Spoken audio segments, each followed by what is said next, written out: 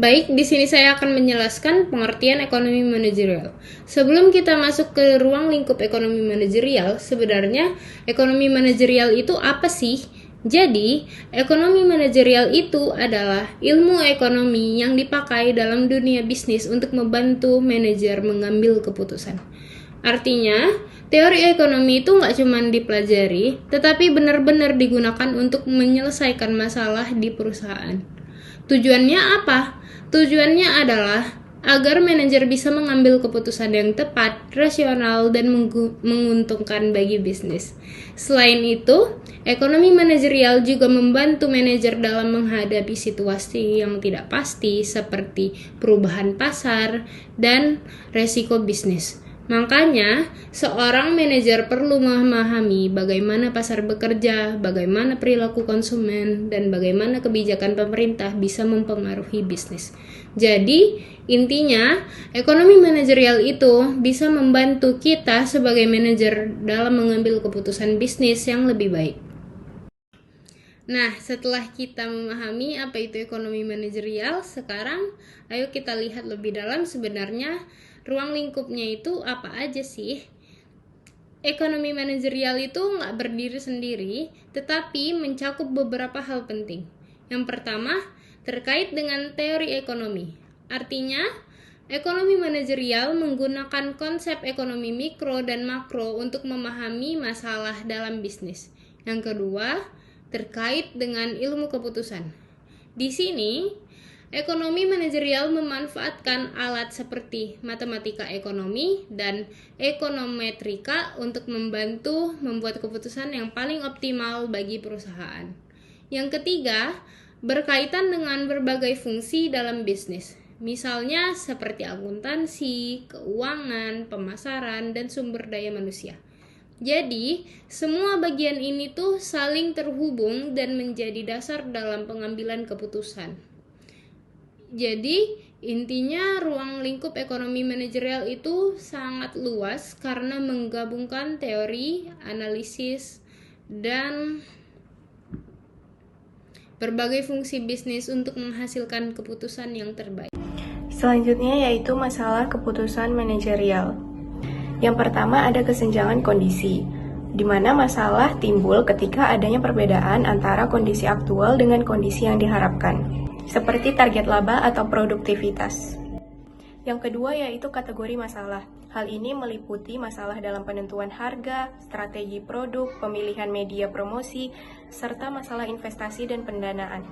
Selanjutnya pengambilan keputusan dalam bisnis. Ada 3 teknik pengambilan keputusan dalam bisnis. Yang pertama, analisis marginal, yaitu teknik yang digunakan untuk menentukan tambahan manfaat atau biaya dari suatu tindakan ekonomi. Yang kedua, analisis risiko dan ketidakpastian. Analisis ini menggunakan alat seperti analisis skenario untuk mengelola faktor-faktor yang tidak terduga dalam bisnis. Yang terakhir yaitu optimalisasi, yaitu mencari solusi yang terbaik melalui data kuantitatif atau analisis data dan data kualitatif, intuisi dan pengalaman manajer. Di sini saya akan membacakan tentang perencanaan dan pengendalian manajerial. Mengelola operasional internal perusahaan secara efisien. Yang pertama, peramalan permintaan, yaitu memprediksi kebutuhan masa depan menggunakan analisis tren dan model ekonometrik.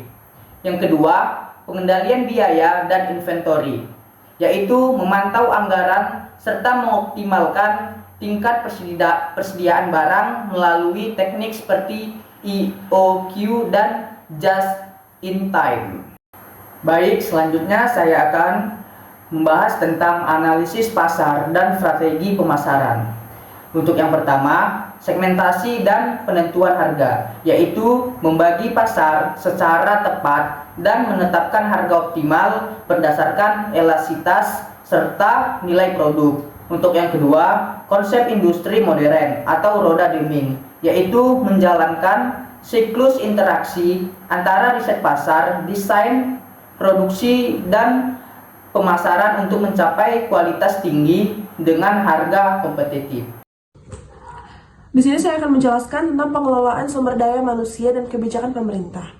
Mempertimbangkan faktor manusia dan lingkungan eksternal itu ada dua. Yang pertama itu teori insentif dan evaluasi kinerja, yaitu memberikan motivasi melalui skema insentif dan menilai kinerja karyawan menggunakan KPI.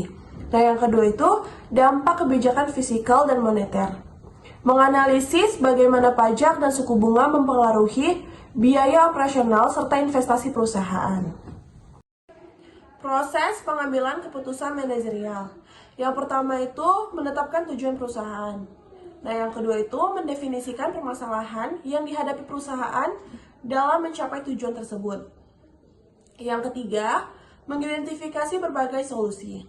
Yang keempat, memilih solusi terbaik. Dan yang terakhir itu mengimplementasikan keputusan tersebut. Nah, jadi kesimpulannya itu, dalam praktiknya, ruang lingkup ekonomi manajerial mencakup seluruh lini fungsional perusahaan, mulai dari perencanaan produksi, penentuan harga yang kompetitif, hingga pengelolaan sumber daya manusia melalui sistem insentif yang tepat.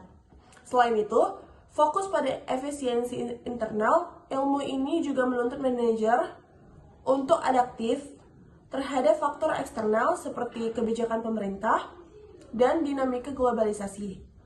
Dengan menerapkan prinsip perbaikan berkelanjutan atau roda Deming yang menyatukan riset pasar, desain, produksi, dan pemasaran ekonomi, manajerial menjadi kunci utama bagi organisasi untuk mencapai keberlanjutan dan memenangkan persaingan di pasar modal.